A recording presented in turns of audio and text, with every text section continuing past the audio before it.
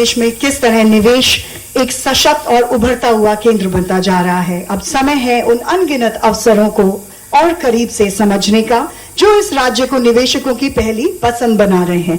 आइए एक audio visual के माध्यम से जानते हैं मध्य प्रदेश में संभावनाओं की नई दिशा।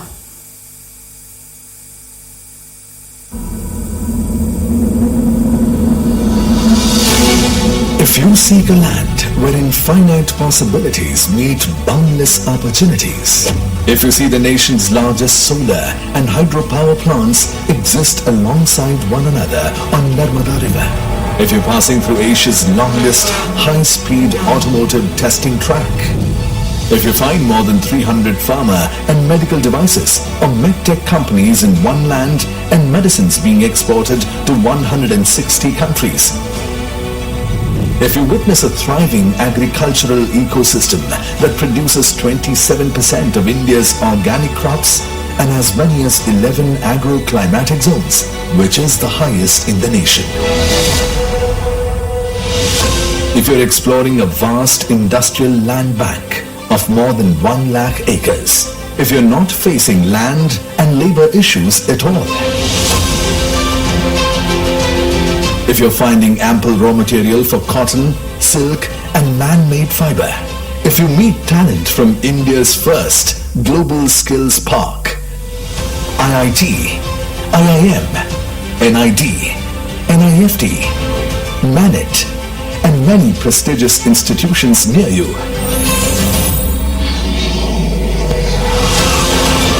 if you have access to multiple airstrips and 8 world-class airports for connectivity and doing business with ease, if you see a defense hub emerging, if natural resources are in abundance and readily available at your factory's doorstep, if you're awed by world heritage sites, wildlife around you, and blessed by spiritual, divine destinations symbolizing India's timeless traditions.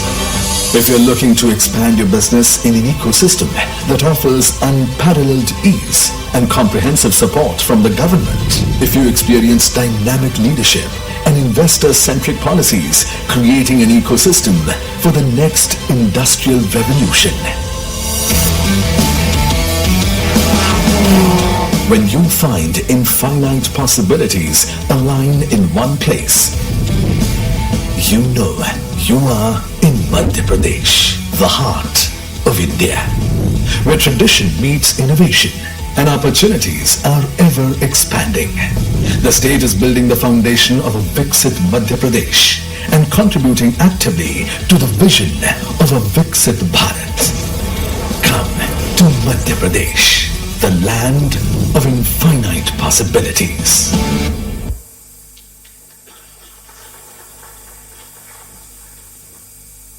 That was indeed an eye-opening AV। और अब हम जानते हैं कि किस तरह और investment के नए आयाम आप सभी के लिए खुलने वाले हैं। लेडीज एंड जेंटलमैन, दो साथ में जो राज्य होते हैं उनके साथ सौहार्द और भाईचारे का प्रतीक ऑलरेडी आज हम देख रहे हैं। माननीय मुख्यमंत्री महोदय मध्य प्रदेश सरकार के साथ में हमारे साथ यहाँ पर हैं श्री कृष्णलाल चौधरी, मंत्री महोदय जल संसाधन राजस्थान सरकार। एक बार जोरदार तालियों के साथ उनका भी हार्दिक अभिनंदन। And now to take you all forward, I would like to invite on stage Mr. Raghavendra Kumar Singh, Principal Secretary, Department of Industrial Policy and Investment Promotion, Government of Madhya Pradesh, for a detailed presentation on the investment landscape and sectoral opportunities in Madhya Pradesh.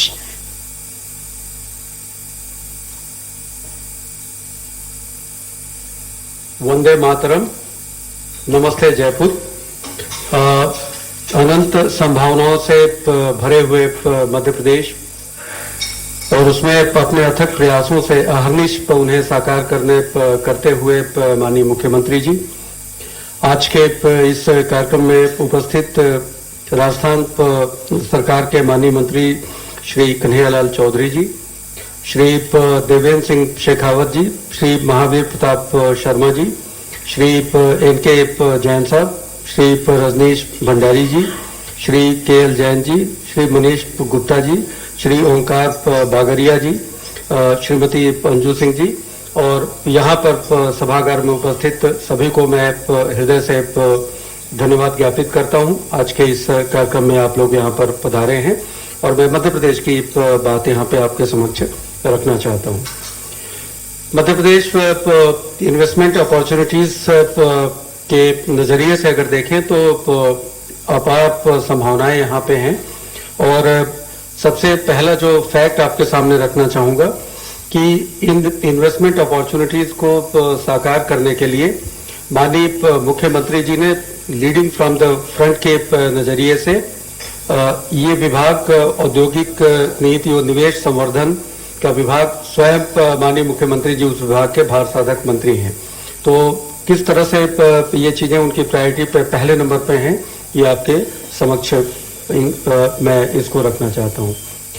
Madhya Pradesh में देखें तो strategically located है, एकदम भारत के हृदय प्रदेश के रूप में स्थापित है और यहाँ पे देखें तो करीब 50% जो इंडिया का कंज्यूमर मार्केट है इसकी सेंट्रल लोकेशन की वजह से बहुत, जैसे कहते हैं कि नजदीक के रेडियस में है, 500 किलोमीटर का अगर एक रेडियस लें तो उसमें आ जाएगा।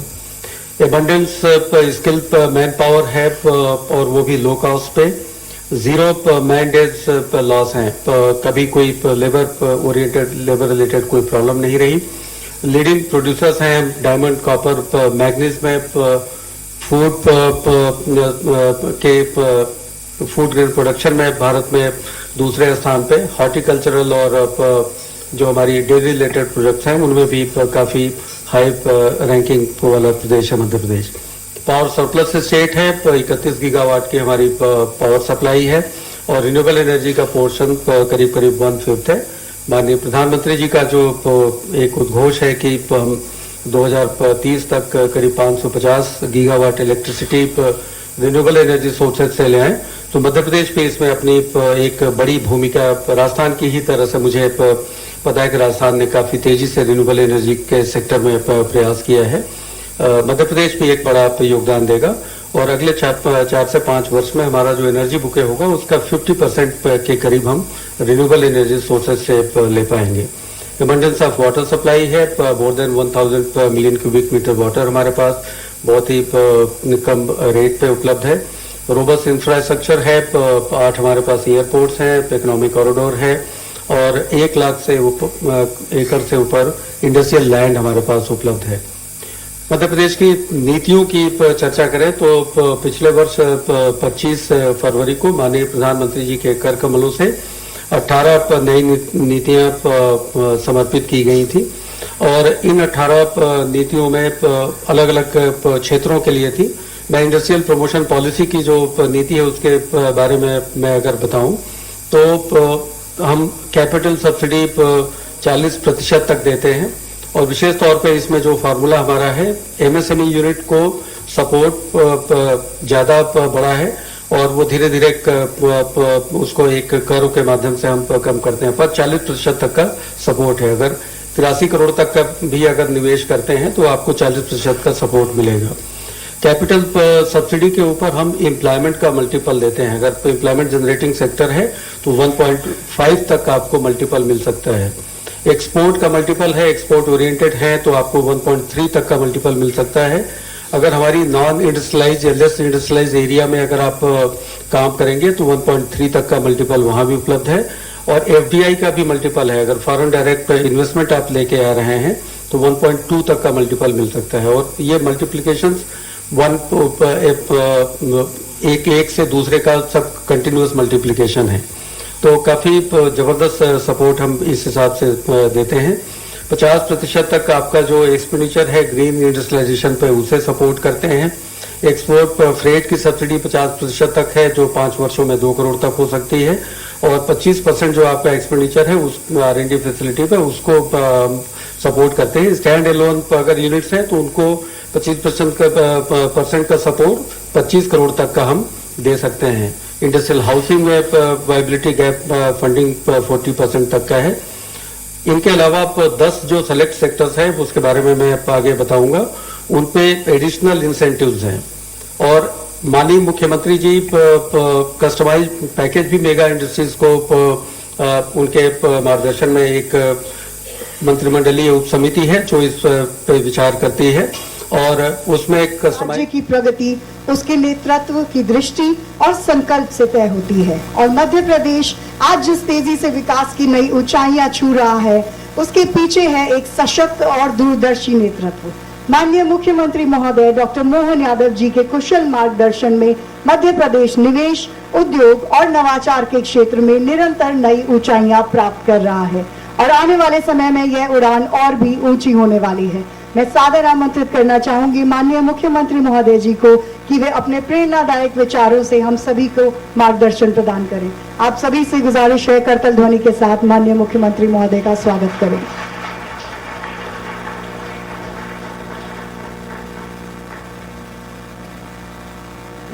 जय श्री महाकाल। आज के इस बहुत अच्छे उत्साह और ऊर्जा भरे माहौल में मध्य प्रदेश के रोड शो के इस आयोजन में माननीय मंत्री श्रीमान कन्हैयालाल चौधरी साहब, जल संसाधन मंत्री, इस अवसर पर मंच पर विराजमान माननीय देवेंद्र सिंह शेखावत जी, आपका अभिनंदन है। माननीय महाउक्ता शर्मा जी, आपका भी अभिनंदन है। माननीय NK जैन साहब, अध्यक्ष MSME, माननीय रजनीश भंडारी जी, ओपनिंग बैट्समैन धोनी से कम नहीं है, अच्छे ढंग से आपने बात रखी। माननीय जैन साहब अभी आ रहे हैं वापस, लेकिन ऐसा लग रहा है जैन साहब 93 में ये कमाल कर रहा है, तो इनका वह उनकी कॉन्शियसनेस, प्रेजेंस, विषय को समेटने के तरीके, स्मरण शक्ति परमात्मा करे शतायु हो और सहस्त्रायु हो। इस अवसर पर माननीय मनीष गुप्ता जी, आप तो सोलर पावर खास करके मां नर्मदा के आशीर्वाद से आपकी इंडस्ट्री पहली नहीं, ये शुरुआत है, ये भी 100 में जाके पूरी हो, ये मैं शुभकामना देता हूँ। माननीय ओमकार बागरिया जी, इस अवसर पर श्रीमती अंजू सिंह जी, राघवेंद्र सिंह जी, चंद्रमौली जी और आप सबको भी प्रणाम करता हूं, आपको नमस्कार करता हूं। राजस्थान में और मध्य प्रदेश के बीच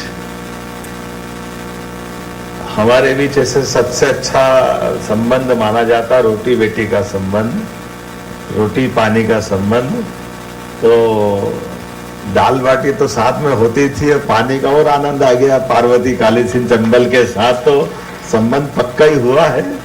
हमारे लिए सौभाग्य की बात है, सच में राजस्थान और मध्य प्रदेश तो जुड़वा भाई की तरह, ये परमात्मा की कृपा है। राजस्थान और मध्य प्रदेश में कोई अंतर नहीं। और आज के समय में यशस्वी प्रधानमंत्री श्रीमान नरेंद्र मोदी जी का जोरदार अभिनंदन करें, उनका ताली बजा करके स्मरण करें। नवरात्रि का समय चल रहा है, नया संवत विक्रम संवत 2083 रौद्र नाम संवत्सर का प्रादुर्भाव हुआ है और प्रकृति भी रंग बदलती, हमारे ऋतुओं के मौसम के साथ, हमारे वर्ष के साथ दुनिया के कई सारे देशों में कमोबेश हमारे एक महीने के आगे पीछे, चीन से लगा ताइवान तक, वियतनाम से लेके जापान तक, भारत का तो हर एक, कभी चेटी चंड, कभी नवतेरा, कभी गुड़ी पड़वा, विक्रम संवत, हमारे सब नाना प्रकार के नामों के साथ नए साल की शुरुआत भी होती। और यशस्वी प्रधानमंत्री के नेतृत्व में देश जिस प्रकार से प्रगति कर रहा है और कई नए प्रकार के रिकॉर्ड भी बन रहे हैं, ये केवल मोदी जी का शासनकाल का चमत्कार हो सकता है कि लोकतंत्र के अंदर दो राज्यों के आपस के संबंध भी सौहार्दपूर्ण बने और भारत सरकार आशीर्वाद दे, ये मोदी जी के माध्यम से हो सकता है। जोरदार ताली बजा करके इस भाव को भी लाए। पहले राज्यों से राज्यों के बीच उनकी संसाधनों के बंटवारों को लेकर के जिस प्रकार का अपने दक्षिण के रिकॉर्ड चल रहे हैं, कई लोगों की हत्याएं हो गई, मुकदमे चल रहे हैं, हाई कोर्ट, सुप्रीम कोर्ट, पता नहीं क्या क्या है। जब हमारी सरकार बनी, माननीय भजन लाल जी मेरे अभिन्न मित्र हैं, उनका भी अभिनंदन कर दो, केरल से आए, मेरी बात हो गई थी, वो आ रहा है शाम तक, और उनने माननीय चौधरी जी को मेरे साथ इस बात के लिए रखा है कि हमारा अपना राज्य का जो परस्पर सौहार्दपूर्ण संबंध है, सच में हम इस भाव से ही बैठे हैं कि आप राजस्थान में भी व्यापार व्यवसाय करें, मध्य प्रदेश में भी करें, क्योंकि आखिरकार ये अलग बात है, मैं बोल सकता हूं आपके बीच में, हमारे राजस्थान के लोग तो पूरे देश के हर जगह व्यापार व्यवसाय के झंडे गाड़ने के लिए जाने जाते हैं। और यहाँ क्या, दुनिया के किसी कोने में भी अगर आपको मौका मिले तो क्षमता योग्यता से कोई कम नहीं पड़ता, ये तो पक्की बात है। हमारे अपने ये नैसर्गिक गुण भी, ईश्वर की मेहरबानी, कठिनाइयों में से भी रास्ता निकालना, क्षमता, बुद्धि, योग्यता, ये बात तो सही है कि धन कमाने के लिए धन चाहिए, लेकिन धन तो बैंक में पड़ा है, वास्तव में तो मन चाहिए और दिमाग चाहिए, और वो कम नहीं है, ये पक्की बात है। वो सारी कृपा परमात्मा ने किसी राज्य को जितनी दी होगी उतनी दी होगी, लेकिन सबसे सवाया अगर ज्यादा मौका दिया तो राजस्थान को दिया, ये पक्की बात है। इसलिए राजस्थान का आप गिनती करना चौधरी जी या जैन साहब थोड़ा कम कर देना, मैं तो गिनती भूल चुका हूं कि कितनी बार आया हूं, लेकिन जब भी आऊंगा परमात्मा की दया से इसी प्रकार से राजस्थान मध्य प्रदेश के संबंध बनाने के लिए आएंगे। हमारे लिए और कई कारण से चुनौती के साथ एक अवसर भी है, और अवसर इस नाते से भी है कि आज के इस वैश्विक दृश्य में देखें, हमको सब दिखाई देगा, हमारे सामने कुछ घटनाओं का स्मरण करें, कुछ और पहले चले जाए, कोविड काल जाए, उसके पहले के जाए, कहाँ भारत का नंबर कौन से अंक में कहाँ आता था वैश्विक स्तर पर आर्थिक रूप से, 2014 के पहले का भारत, और आज भारत किस स्थिति में खड़ा है। लेकिन भारत आज उसके अलावा भी कई प्रकार की चुनौतियों के बीच भी अवसर के रूप में भी पा रहा है। अभी हम साल 6 महीने 2 साल पहले अपने यहाँ के निवेशकों को खाड़ी की तरफ भागते देख रहे थे, और खाड़ी में खड्डा कैसे हुआ ये भी हमारे सामने दिख रहा है। अपने सामने जो माहौल बना है, मैं किसी पे टिप्पणी कर लूंगा, ये मैं जिस जगह हूँ उस जगह की दृष्टि से थोड़ा चुनौतीपूर्ण भी है, और ये मैं मान के चलता हूँ कि केवल समझने की आवश्यकता है, लेकिन इस बात को भी समझने की आवश्यकता है कि आज जीने की कला, जीने की दृष्टि, धन की उपलब्धता, धन को समाज और संसार में किस प्रकार से लेकर के उपयोग और उपभोग करने की आवश्यकता है। ये जो मनस्विता चाहिए, ये जो मानवीय गुण, लेकिन धन से उनके यहाँ पराभव हो रहा है कि उद्भव हो रहा है, इसको बोलने की और बताने की जरूरत नहीं। लेकिन धन के माध्यम से भी हिम्मत के बलबूते पर देश को आगे बढ़ाने के लिए माननीय मोदी जी अनथक प्रयत्न कर रहे हैं, और मोदी जी के आशीर्वाद से अब आप बताओ, 2 राज्य पीकेसी योजना केवल राजस्थान का उल्लेख कर दे, सब मिलाकर 70,000 करोड़ से 1 लाख करोड़ की तरफ बढ़ रही, और 1 लाख करोड़ की योजना में केवल हमारा दोनों राज्य का तो 10% लगना, और बाकी सारा पैसा भारत सरकार देगी। ये कैसा आश्चर्य हो सकता है। और भारत सरकार बगैर संकोच के मोदी जी स्वयं आकर के इस बात को अनाउंस करते हैं, और ऐसे एक नहीं सब क्षेत्रों में जीएसटी कलेक्शन से लेकर अभी आपने बिजनेस के सरलीकरण की बात, सच में जीएसटी जब लगाया था तो हमको लगता है भारत में जीएसटी कैसे लग जाएगा, लेकिन फिर भूल गए कि मोदी जी सरकार चला रहा है, ये जो करे सब संभव है, इनके शासनकाल में हो सकता है। कितने प्रकार से काम होगा। अपने देश के दुश्मनों से जाके निपटने के लिए दूसरे देश की सीमा में अंदर जाकर के, क्योंकि जब आप व्यापार व्यवसाय अनुकूलता की बात करोगे तो हमारे लिए सामर्थ्यवान होना भी उतना ही आवश्यक है, और सामर्थ्यवान को हमारे इस वर्तमान के दौर में जितने प्रकार से आज अनुकूलता बन रही, सच में मैं बोलने के लिए तो बहुत सारी बात बोल सकता हूँ, लेकिन ये सही है कि हमारी अपनी ओर आज राजस्थान के साथ जब मैं बात कर रहा हूँ तो राजस्थान का ये गौरव, स्थापना दिवस का समय भी चल रहा है। मुझे लगता है गुड़ी पड़वा ही मनाते हैं आपके यहाँ का, तो मैं अपनी ओर से आपको इसकी बधाई भी देता हूँ, आपका अभिनंदन करता हूँ। और गणगौर जी की पूजा भी चल रही है, घर घर अलग अलग प्रकार से। वो जो आज ही है, मुझे रास्ते में कुछ दिखा था तो स्मरण तो कर ही रहा था, तो मैं मान के चलता हूँ कि ऐसे समय में जो हमारे लिए कल्चर भी नए संकल्प के लिए प्रतिबद्ध करता है और आनंद में सराबोर करते, नए संकल्प के साथ नए रिकॉर्ड पे बढ़ते हैं, तो इतनी सारी बातें हमारे पीएस राघवेंद्र सिंह जी ने बता दी ये बात सही है कि हमने अपने मन को इस भाव से ला करके कि एक बार कुछ काम करना तो करना और सभी सेक्टर में समान रूप से करना। इसलिए हमने बहुत सारे प्रशासनिक स्तर पे भी बदलाव भी किए। और बिजली की बात आपने कही, हमारी मध्य प्रदेश की बिजली से तो दिल्ली की मेट्रो ट्रेन भी चल रही है। आज के समय में जितनी सस्ती बिजली मध्य प्रदेश में है, 2 रुपया 9 पैसे से हमारी बिजली हम अपने यहाँ उपलब्ध करा रहे हैं।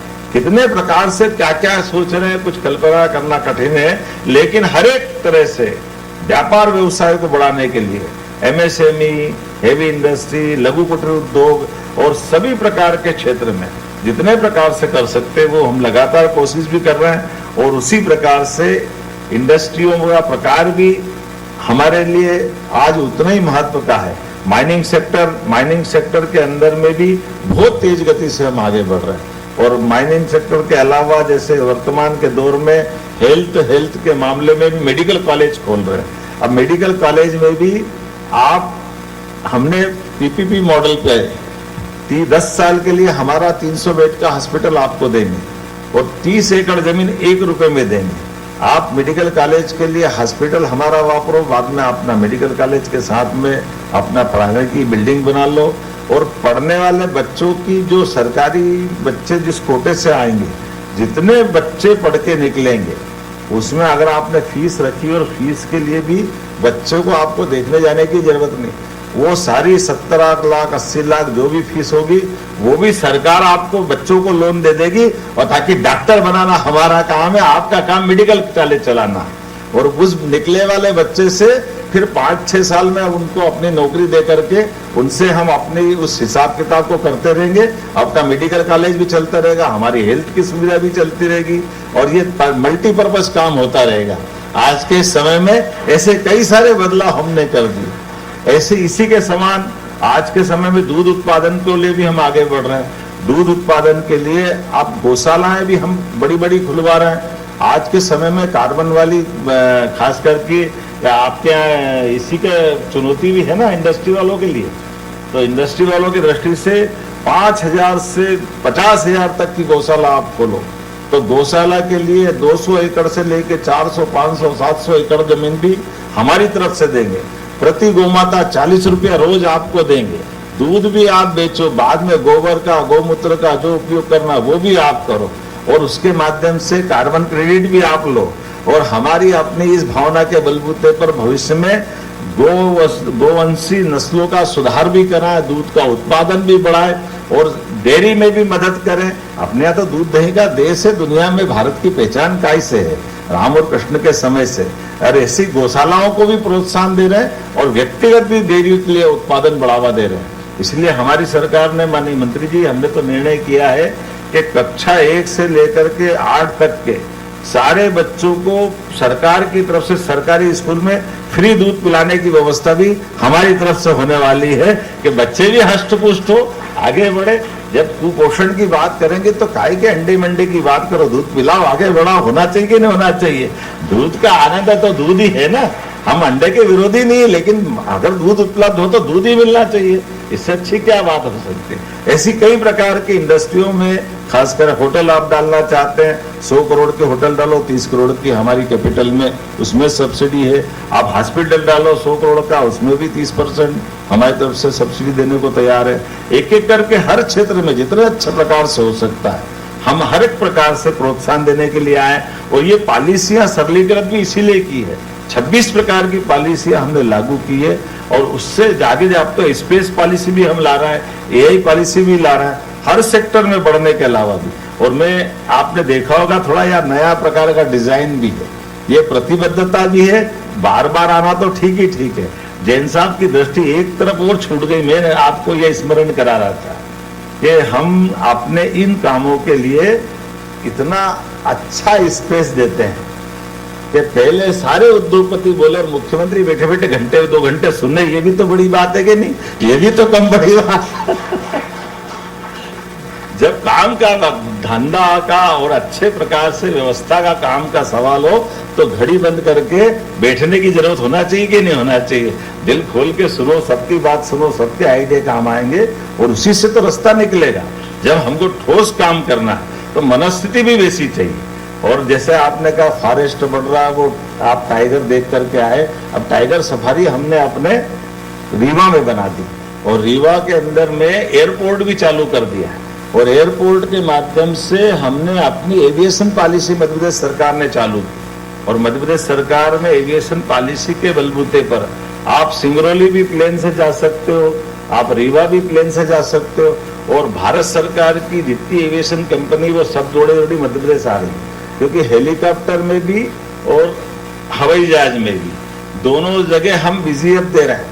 तो 50,000 की टिकट में 35,000 भारत सरकार को हमारी तरफ से हम पर सीट मिला रहे हैं। 15 लाख की अगर इंटरनेशनल सर्विस अगर उनकी हमारे यहाँ आती है तो पर फ्लाइट 15 लाख रुपए को हम अपनी सब्सिडी उसके लिए देने को तैयार है। इसी के बलबूते पे रीवा रायपुर, रीवा दिल्ली, रीवा इंदौर, राज्य के अंदर भी राज्य के बाहर भी हर एक जगह इस प्रकार, जैसे आपने देखा होगा हेलीकॉप्टर उड़ता उत्तराखंड में गंगोत्री, यमुनोत्री, केदारनाथ अपन जाते हैं ना, तो वो क्या 1-2-3 मिनट का ही चलाता है और 2-3 मिनट में 12,000-15,000 ले लेता हो।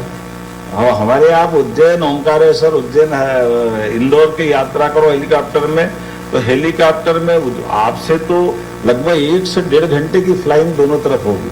आपसे केवल 10-12,000-15,000 ही लेंगे, लेकिन 35,000 पर सीट मध्य प्रदेश सरकार देने को तैयार है, क्योंकि हमारा कहना है कि कुल मिलाकर टूरिज्म बढ़ाना है तो यात्रियों को कम समय में आवागमन की सुविधा देने की जरूरत है। इसलिए एक तरफ नहीं, ये फॉरेस्ट में भी बढ़ा रहे हैं और यही तो कारण है कि चीता भी फलता फूलता राजस्थान में कूदता हुआ आता कि नहीं आता है, आपके यहाँ कहा जाता है।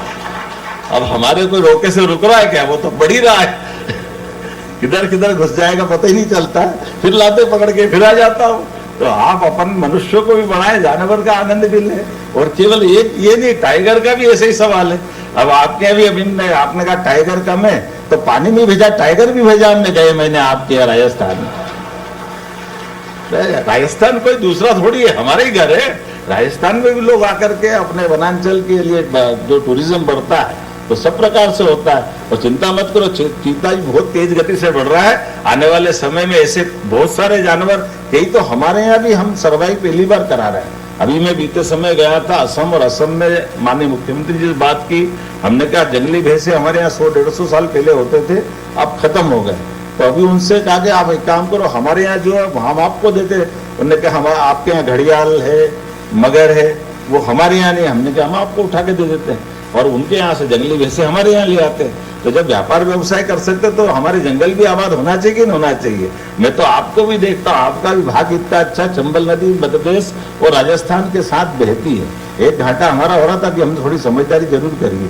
हमारे यहाँ ये घड़ियाल खत्म हो रहे थे, अब घड़ियाल को पुनर्जीवित करने का संकल्प मध्य प्रदेश सरकार के माध्यम से हुआ। अब घड़ियाल को कोई मशीन तो है नहीं कि बना लेंगे, तो घड़ियाल के नदी के किनारे ये एक अलग बात, सबसे एशिया में शुद्ध नदी के जल की स्थिति का जल चंबल में, और चंबल की उस विशेषता में उसमें डॉल्फिन भी है, उसमें घड़ियाल भी है, और घड़ियाल के लिए वो अनुकूल माहौल है। लेकिन घड़ियाल विलुप्त तो प्राय हो रहे थे, तो घड़ियाल के लिए उनके अंडे जब देते हैं नर मादा मिलकर के, तो उनके अंडे आधे मध्य प्रदेश सरकार उठाती और उठा करके उनके बच्चे को तक 2-2.5 साल के बड़ा करने की गारंटी लेती, और हर साल ये क्रम चलता है। हर तीसरे साल घड़ियाल को वापस हम छोड़ते हैं चंबल में। अब ये अलग बात है, वो घड़ियाल सेंचुरी राजस्थान सरकार चला रही, हमारे यहाँ तो पता ही नहीं चल रहा काम है। इस बार हमने कहा भी थोड़ा ध्यान रखो, ये घड़ियाल अब पालनपुर पुणे में छोड़ो, अपने को भी तो दिखाना पड़ेगा, ये खर्चा तो हम कर ही जा रहे, लेकिन कोई बात नहीं, थोड़ा इधर भी ध्यान दो। ऐसे एक नहीं, बहुत सारे चीजों में। लेकिन ये बात सही है, आने वाले समय में जैसे हम आपसे बात कर रहे हैं, ऐसे हमने उत्तर प्रदेश के साथ बिजली के बंटवारे को लेकर के बहुत सी 2000 मेगावाट की योजना बनाई। मध्य प्रदेश और उत्तर प्रदेश के साथ बिजली का, सोलर का एक इतना अच्छा मॉडल तैयार किया है कि हमारे यहाँ 6 महीने जब बिजली लगती तब यूपी को नहीं लगती, जब यूपी को लगती तब किसानों की हमको जरूरत नहीं। तो हमने कहा हम और आप दोनों मिलकर के, हमारे पास लैंड मुरैना के पास आइडेंटिफाई कर ली और हमने बिजली उत्पन्न करके 6-6 महीने परस्पर दोनों राज्य के किसानों की सुविधा के लिए देने का प्रयास किया। तो ऐसे कई मॉडल पे माननीय मुख्यमंत्री जी के साथ आप शाम को बैठने वाला हूं कि हम दोनों राज्य मिलकर के राज्य की बेहतरी के लिए, राज्य के गरीब से गरीब आदमी से लेकर सब प्रकार के लोगों की मदद करने के लिए, राज्य सरकार भी जैसे पीकेसी योजना, ये पानी की योजना ऐसी थी। मुझे इस बात की प्रसन्नता भी और थोड़ा चुनौती भी थी, क्योंकि ये बात सही थी कि इस योजना में 5% पानी ज्यादा राजस्थान को मिलने वाला था। अब ऐसे में हमारे आईएएस अधिकारियों को भी दिक्कत रहती है, अधिकारी तो परेशान होते ही है। वो कहते साहब हम अपने राज्य का नुकसान नहीं कर सकते, तो हम तो ये ऐसा लिखेंगे कि ये नहीं होना चाहिए। हमने कहा ये बात सही है, इसलिए तो सरकार में हम लोग चुन के आते हैं। आप ना लिखो, हम हाँ लिख देंगे, तय तो करना है, उसमें क्या बड़ी बात। तो एक देश के अंदर दो पड़ोसी राज्य के लोग दोनों राज्य की बेहतरी के लिए अगर निर्णय ले रहे हैं, तो 5% 7% पानी कम ज्यादा चला गया, तुम कौन सा पानी रोक लोगे ना, हम कौन सा, वो तो जाएगा खंबात की खाड़ी, गंगा सागर तक जाएगा, या चंबल में जाएगा, चंबल से यमुना में जाएगा, यमुना से गंगा सागर में, गंगा सागर से बिल्कुल बंगाल की खाड़ी तक जा रहा है, उसको कौन रोक रहा है। लेकिन अगर किसी सूखे जिले में पानी मिल जाता तो वो जिंदगी बदल देता।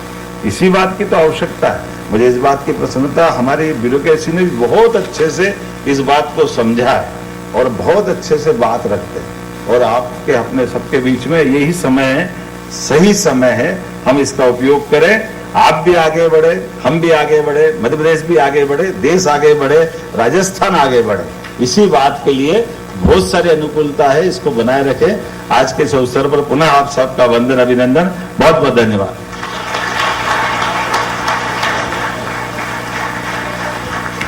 बहुत बहुत धन्यवाद सर। आपके साथ मंत्र साझा करना और आपको सुनना हमेशा सौभाग्य की बात होती है। Towards the culmination of this insightful interactive session, I would now request Mr. Chandramouli Shukla, Managing Director, MPIDC and Additional Secretary to Honorable Chief Minister,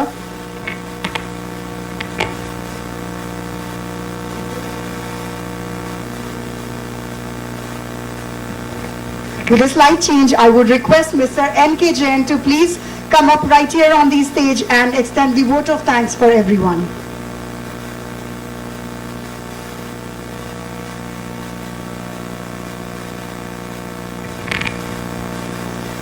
जय महाकाल और जय हो पीताम्बरा देवी की। क्योंकि अभी नवरात्रि चल रहे हैं तो माता को याद करना भी बहुत जरूरी है।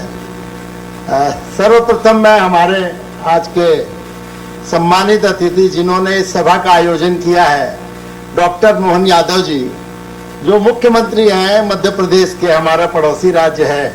आपका मैं राजस्थान में बहुत बहुत स्वागत और अभिनंदन करता हूं कि आप यहां पधारे। और हमारा एक मुख्य डायलॉग होता है राजस्थान का, पधारो मारे देश। तो आप पधारिए, बार बार आते रहिए, बार बार आपका स्वागत और अभिनंदन करेंगे।